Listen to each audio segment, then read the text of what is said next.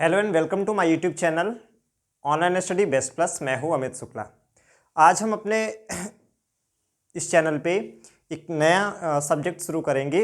इसका मतलब ये नहीं है कि जो हमारे पबैड के वीडियोस आ रहे थे वो आने बंद हो जाएंगे। मैं उसमें से आपको प्लेलिस्ट बना दिया हूँ। तो एथिक्स का वीडियो एथिक्स में जाएगा, पबैड का वीडियो पबैड में जाएगा, हिस्ट्री का वीडियो हिस्ट्री में जाएगा और इकोनॉमी का वीडियो इकोनॉमी में जाएगा, या फिर करंट अफेयर्स डालूंगा तो करंट अफेयर्स के लिए अलग से प्लेलिस्ट बना दूंगा। आज हम लोग नया सब्जेक्ट शुरू करते हैं, दैट इज़ एथिक्स। बहुत कम समय में ज़्यादा स्कोर कर सकते हैं आप इस सब्जेक्ट में। और उसमें हम लोग करते क्या हैं कि इस सब्जेक्ट को बहुत कम समय देते हैं, राइट। तो जबकि इसमें अगर आप पर्याप्त समय दें तो अन्य जो सब्जेक्ट हैं जीएस के जो पेपर हैं उनकी तुलना में कहीं ज़्यादा अच्छे स्कोर इसमें हम कर सकते हैं। ठीक है, तो लेट्स बिगिन एथिक्स।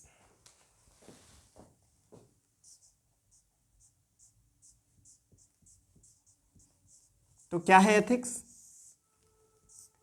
मैं फिर से आपको रिमाइंड करा दूं। मेरे बोर्ड में लिखने का मतलब सिर्फ वो होगा कि आप ऐसे नोट्स बनाएं ताकि आप सीधे आंसर राइटिंग कर सकें, कॉन्सेप्चुअल क्लैरिटी भी होगी और आंसर राइटिंग को फॉर्मेट होगा। तो एथिक्स क्या है, सबसे पहले अगर कोई एथिक्स से रिलेटेड क्वेश्चन आएगा जहाँ पे वर्ड एथिकल वैल्यूज़ या एथिक्स यूज हुआ है, एथिकल डिलेमा यूज हुआ है, तो सबसे पहले हमें उसका एक डेफिनेशन देना पड़ता है। तो एथिक्स क्या है, आप उसमें लिखोगे 1 से 2 लाइन के डेफिनेशन में, those principles and values which guide our action and behavior, that is ethics। क्या है, those principles and values which guide our action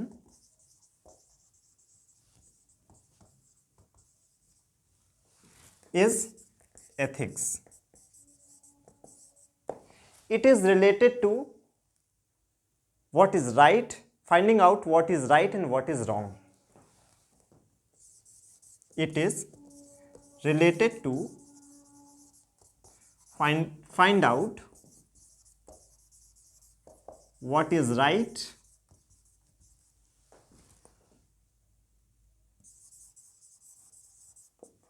and what is wrong।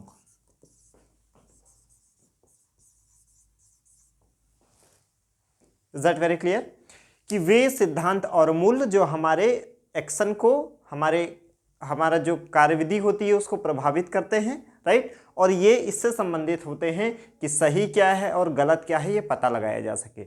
So ethics is all about finding out what is right and what is wrong. तो ethics का कुल मिलाकर अर्थ ये है, ये पता करना कि सही क्या है और गलत क्या है। Is that very clear. अब हम इसमें आते हैं। तो हमने एथिक्स देख लिया और इससे एक रिलेटेड चीज़ जो पूछी जाती है दैट इज़ वैल्यूज़, मूल्य क्या है। जैसे कहते हैं ना, ये हमारे वैल्यूज़ के अगेंस्ट है, right. So what is values, so those strong या core belief system which guide our behaviour. क्या है ये, strong belief system which guide our behaviour.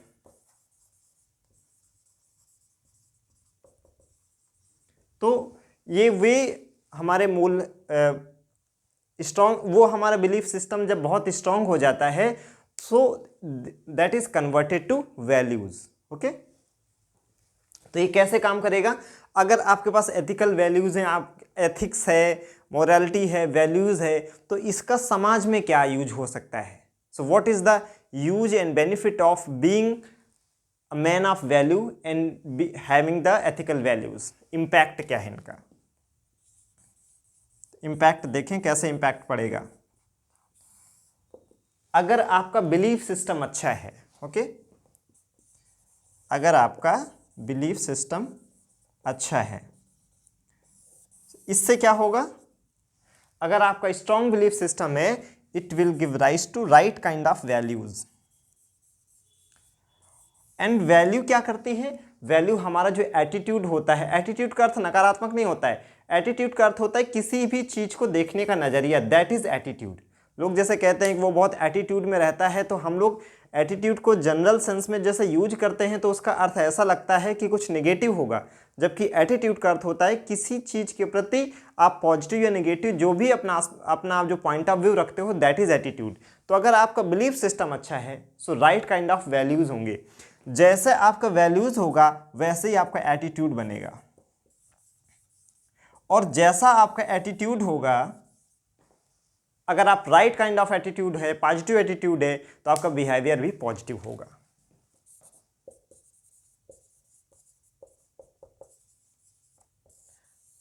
तो देखें, अगर हमारा बिलीफ सिस्टम अच्छा है तो हमारे वैल्यूज़ बहुत स्ट्रांग होंगे। जब हमारे वैल्यूज़ स्ट्रांग होंगे तो हमारा जो दृष्टिकोण है, एटीट्यूड, हमारा एटीट्यूड स्ट्रांग होगा, पॉजिटिव होगा, और पॉजिटिव एटीट्यूड क्या होगा, हमारे बिहेवियर को गाइड करेगा या हमारा बिहेवियर उससे डायरेक्टेड होगा।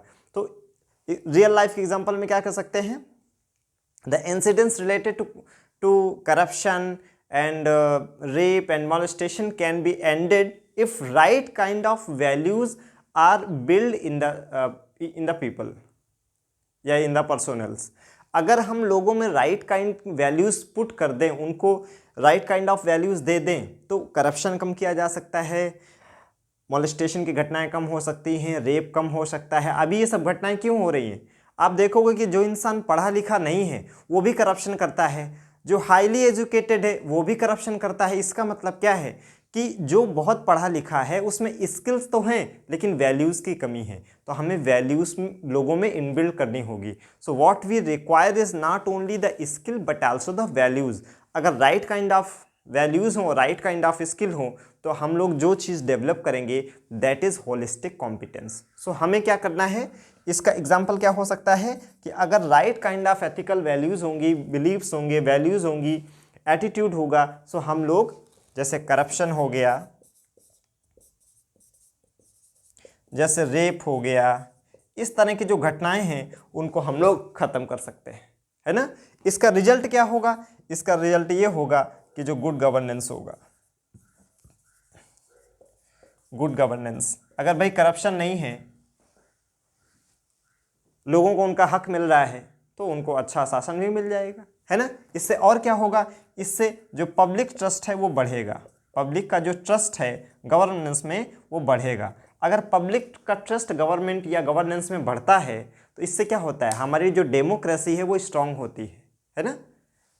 अच्छा, तो हमने क्या देखा, हमने एथिक्स देख लिया, हमने वैल्यूज़ देख लिया, राइट। और आजकल बहुत ज़्यादा बात होती है स्किल की, तो अगर आपको आंसर थोड़ा सा डाइवर्स करना है, डाइवर्सिफाई करना है या रिच करना है, तो उसमें आपको एक पॉइंट को दूसरे पॉइंट से ऐड करना होगा। सो करप्शन और रेप ये क्यों हो रहे हैं, क्योंकि लोगों में वैल्यूज़ की कमी है। हमने जो अभी फोकस किया वो स्किल्स पे किया, उनमें स्किल्स डेवलप किए। स्किल मतलब क्या, किसी काम को करने का आपके पास एक नॉलेज होना चाहिए, that is skill. Efficient way में काम कर लें, दैट इज़ स्किल। बट उससे क्या होगा, मोरल वैल्यूज़ की कमी रह गई, जिससे क्या हुआ, ये जो रॉन्ग प्रैक्टिसेस हैं शुरू हो गई। सो what is the way forward, way forward क्या है, वे फॉरवर्ड क्या होगा कि हमको वैल्यू सिस्टम भी स्ट्रांग रखना है, वैल्यू सिस्टम, और हमको स्किल्स भी हाई रखने हैं, स्किल भी हमको क्या रखने हैं, हाई रखने हैं। तो अगर हमारा वैल्यू सिस्टम स्ट्रांग है, हमारे स्किल भी हमने दिए हैं, तो इससे क्या डेवलप होगा, इससे डेवलप होगा होलिस्टिक कॉम्पिटेंस, होलिस्टिक कॉम्पिटेंस। कैसे हम लोग इसे एक्सप्रेस कर सकते हैं कि जैसे मान लीजिए ये x डैश और ये y डैश। अब यहाँ पे हम रख देते हैं स्किल को, ये आपका स्किल है, ये पॉजिटिव है, ये जो स्किल है इधर नेगेटिव है, ये वैल्यूज़ हैं, पॉजिटिव हैं, और ये वैल्यूज़ हैं, ये नेगेटिव्स हैं। तो हमें क्या ज़रूरी है, हमें स्किल भी हाई चाहिए, हमें वैल्यूज़ भी हाई चाहिए। तो यानी होलिस्टिक कॉम्पिटेंस कब होगा, इस पॉइंट पे आके आपको होलिस्टिक कॉम्पिटेंस मीट हो सकता है। देखिए यहाँ पर, ठीक है ना। तो यहाँ पे क्या हो गया, आपका स्किल भी हाई है और वैल्यू भी हाई है। तो हमें ऐसे लोगों की आवश्यकता है अपने सरकार में, प्रशासन में, जो ना केवल राइट काइंड ऑफ स्किल से लेस हों बल्कि उनके पास वैल्यूज़ भी हों। So what we need is we need both skill and values and for what to gain holistic competence. Example क्या हो जाएगा होलिस्टिक कॉम्पिटेंस का? जैसे इनका एग्जाम्पल हो जाएगा आपका Abdul Kalam, APJ Abdul Kalam, APJ Abdul Kalam, a man of values and highly skilled in his field। Second, अगर स्किल्स हाई हों लेकिन वैल्यूज़ ना हो तो कितना खतरनाक होता है। जैसे ओसामा बिन लादेन, तो ओसामा बिन लादेन एक इंजीनियर था, तो उसमें स्किल्स तो हाई थे लेकिन वैल्यूज़ की कमी थी। सो अगर किसी इंसान में स्किल्स बहुत हाई हैं और वैल्यूज़ नहीं है, उसमें मूल्य नहीं है, तो वो इंसान बहुत ही ज़्यादा डेंजरस हो सकता है। एग्जाम्पल में क्या हो जाएगा? Osama bin Laden.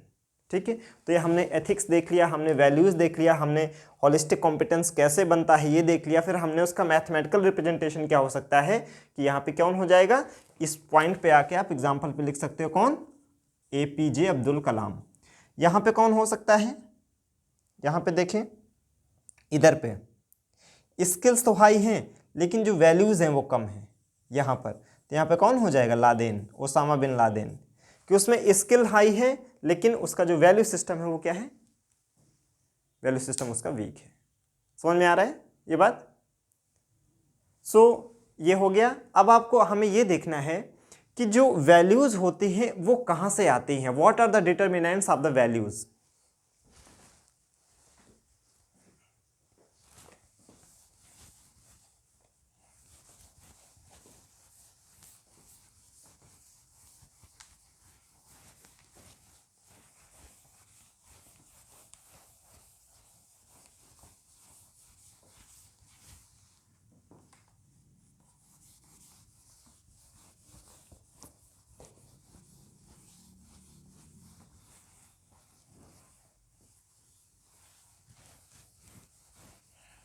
देखिए, डिटर्मिनेंट्स ऑफ वैल्यूज़ क्या है?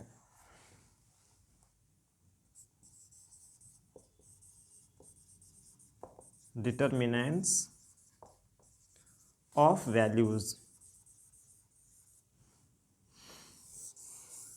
कौन सी चीज़ें हैं जो हमारे अंदर वैल्यू सिस्टम को इनबिल्ड करती हैं? तो पहला हमारा क्या हो जाएगा? स्कूल।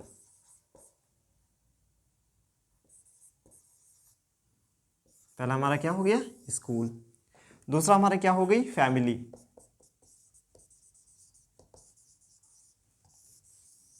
तीसरा हमारा क्या हो गया? कॉन्स्टिट्यूशन।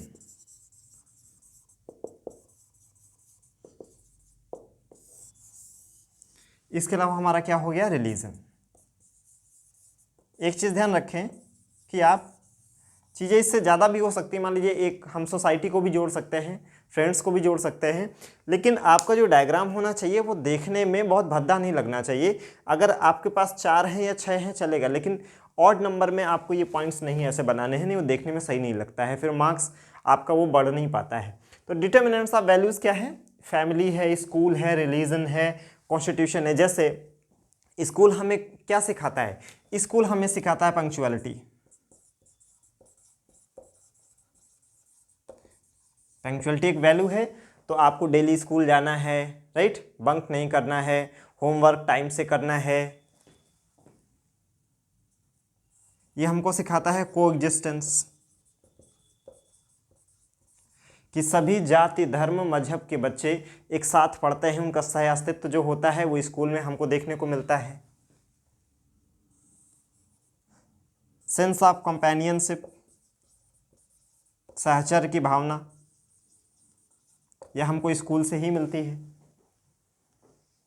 हमें अपने टीचर्स का रिस्पेक्ट करना चाहिए, हमें अपने बड़ों का रिस्पेक्ट करना चाहिए। ये जो रिस्पेक्ट की बात है ये भी हमें, ये वैल्यू कहाँ से आती है? स्कूल से आती है, राइट। सो ये हमने यहाँ पे लिख दिया। अब फैमिली हमको क्या सिखाती है? फैमिली से हमें जो वैल्यूज़ मिलती हैं वो देखे जरा क्या है। फैमिली से हमें एक तो होता है पहला respect to elders, respect to elders, बड़ों का सम्मान करना चाहिए। जैसे आपने देखा होगा कि हम जब छोटे होते हैं या जो अब एज में छोटे हैं अपने भाई बहनों से, राइट, तो वो क्या करते हैं? अपने भाई बहनों के पैर छूते हैं along with their mother and father, अपने मम्मी पापा के साथ में छोटे भाई बहन बड़े भाई बहनों का भी पैर छूना है। ठीक। केयर, जो बड़ा होगा उसे अपने से छोटे का ख्याल रखना होगा, ये परिवार हमको सिखाता है। ठीक है ना। लव, हमें अपने भाई बहनों के साथ में जिनके साथ हम उठते बैठते हैं उनके साथ में प्यार की भावना होनी चाहिए। सेक्रीफाइस, परिवार हमें त्याग सिखाता है कि जैसे आपने देखा होगा कि आपके मम्मी पापा आपकी पढ़ाई के लिए बहुत सारा त्याग करते हैं, तो सेक्रीफाइस एक वैल्यूज़ है जो कहाँ से आती है, फैमिली से आती है। कॉन्स्टिट्यूशन हमें कौन सी वैल्यूज सिखाता है? कॉन्स्टिट्यूशन हमें सिखाता है इक्वालिटी। ये हमें फ्रीडम के बारे में बताता है कि हमें जिस तरह से हम खुद की फ्रीडम की बात करते हैं, हमें दूसरे की फ्रीडम का भी ध्यान रखना चाहिए।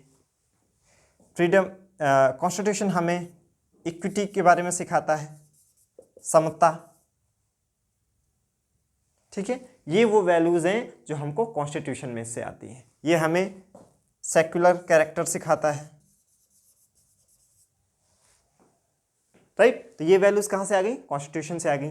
हमारा रिलीजन हमें क्या सिखाता है? रिलीजन, जैसे हमें ज़्यादातर रिलीजन में आप देखोगे तो उसमें एक चीज़ आपको कॉमन मिलेगी, दैट इज़ कि हमें सत्य के प्रति अनुराग रखना चाहिए। We should have strong belief towards the truth. चाहे आप हिंदुइज्म देखें, जैनिज्म देखें, बुद्धिज़्म देखें, ट्रुथ पे सभी ने जोर दिया है। नॉन वायलेंस, नॉन वायलेंस, ये हमें जो वैल्यू है वो कहाँ से आती है? रिलीजन से आती है। लव एंड कंपैशन, तो इस तरह से हम लोग डिटर्मिनेंट्स ऑफ वैल्यूज़ को फाइंड आउट कर सकते हैं। तो देखिए, हमने एथिक्स देख लिया, हमने वैल्यूज़ देख लिया, हमने हॉलिस्टिक कॉम्पिटेंस देख लिया और एग्जाम्पल के साथ में देख लिया, उसका मैथमेटिकल जो फ्लो फ्रेम हो सकता है एक्सप्लेन करने का वो भी हमने देख लिया। एंड डिटर्मिनेंट्स ऑफ वैल्यूज़, कहाँ से वैल्यूज़ हमारी आती हैं ये भी हमने देख लिया कि एक फैमिली हो सकती है, स्कूल हो सकता है, रिलीजन हो सकता है और कॉन्स्टिट्यूशन हो सकता है। राइट, और इस तरह से कभी का ऐसा भी हो सकता है कि सीधे क्वेश्चन डिटर्मिनेंट ऑफ एथिक्स पे ही आ जाए। तो अगर आप कुछ भी नहीं आता है, इतना डायग्राम भी बनाते हो और थोड़ा इसके बारे में लिख देते हो, तब भी आप अच्छे मार्क्स पा जाओगे। ठीक, अब हम बात करते हैं कि वैल्यूज़ कितने तरह की होती हैं।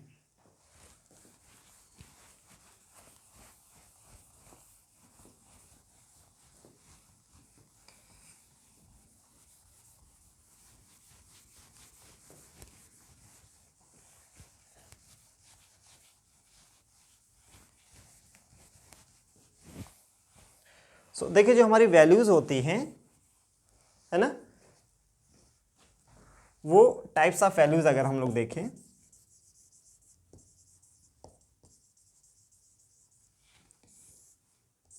तो दो तरह की वैल्यूज़ होंगी। एक वो वैल्यूज़ होंगी जो कभी चेंज नहीं हो सकती, जिन्हें हम बोलेंगे कोर वैल्यूज़। कोर वैल्यूज़, और कुछ वैल्यूज़ ऐसे होते हैं, मूल ऐसे होते हैं जो समय के साथ बदल जाते हैं, उन्हें हम बोल सकते हैं पेरिफेरल वैल्यूज़। पेरिफेरल वैल्यूज़, इनका वो क्या है? They are constant in nature but they can be change with the passage of time. ठीक, इसमें क्या आ जाएगा कोर वैल्यूज़ में? जैसे आप इसको लिख सकते हो नेवर चेंज, कभी बदलता नहीं है, ये हो जाएगा कैन बी चेंज्ड।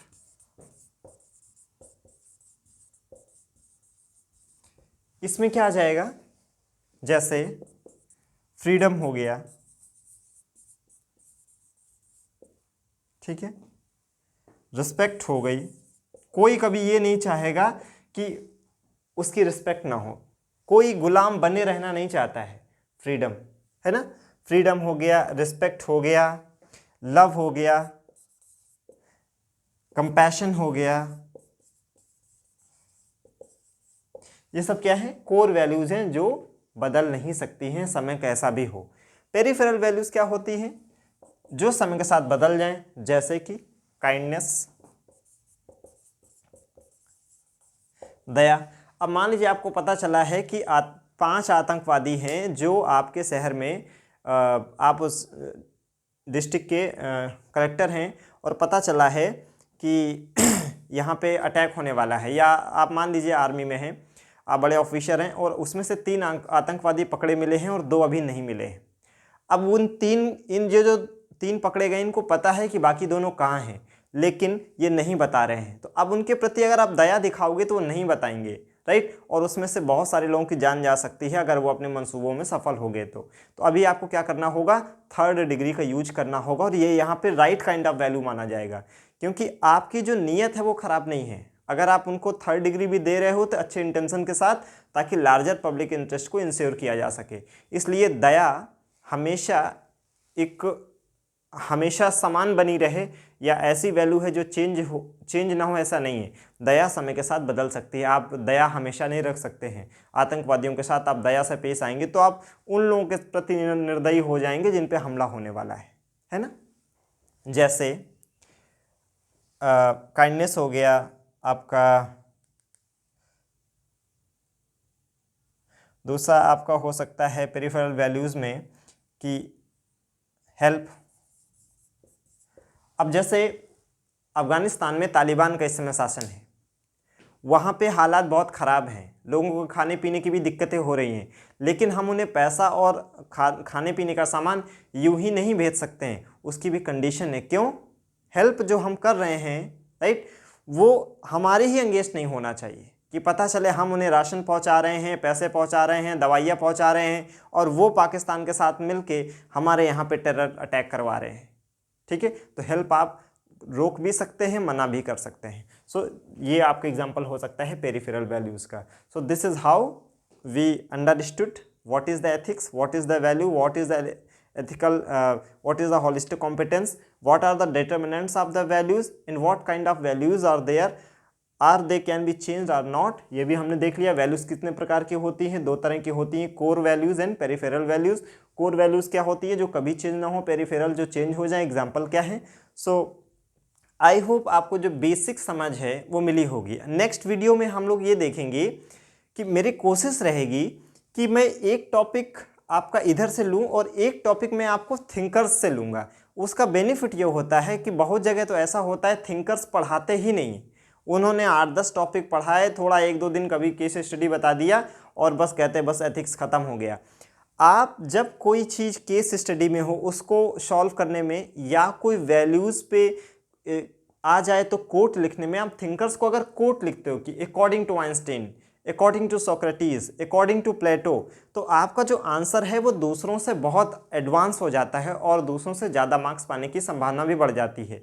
तो एथिक्स में क्या होता है कि कोई भी पेपर देखेगा तो उसको लगेगा इसमें कुछ नहीं, मैं सब सॉल्व कर सकता हूँ, लेकिन जो उसमें थोड़ा सा जो इनरिच कर पाएगा अपने आंसर को, इनरिच कैसे करना है, डायग्राम्स के थ्रू करना है, फ्लो चार्ट के थ्रू करना है, और अगर जहाँ कहीं भी संभव हो, राइट, अगर आप कोट्स लिखते हो, राइट, अपने डेफिनेशन में, उसका जो इम्पैक्ट होता है वो बहुत ज़्यादा हो जाता है। जैसे हम लोग वैल्यूज़ की बात कर रहे थे, तो वैल्यूज़ में आप लिख सकते हो क्या, डेफिनेशन हमने क्या बताया था, strong belief system which guide our action, and according to Einstein you don't have to be the man of success but you have to be man of values।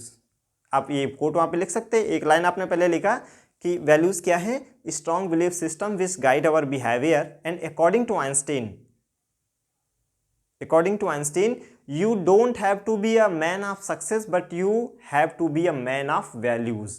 आपको सक्सेस होना जरूरी नहीं है, आपको एक मूल्य वाला व्यक्ति होना चाहिए जिसमें अपनी खुद की वैल्यूज़ हों। ठीक है, सो यही मेरी कोशिश रहेगी कि एक टॉपिक इधर से लें और एक टॉपिक हम लोग थिंकर से लें, और ऐड करते चलें कि किस तरह से थिंकर्स को ना केवल केस स्टडी में सॉल्व करना है, जबकि हमारे स्टैटिक पोर्शन के जो क्वेश्चन हैं वहाँ भी अगर आप कोट लिखते हो तो आपका आंसर बहुत अच्छा माना जाएगा। सो आई होप आपको ये समझ आया होगा। Thank you so much.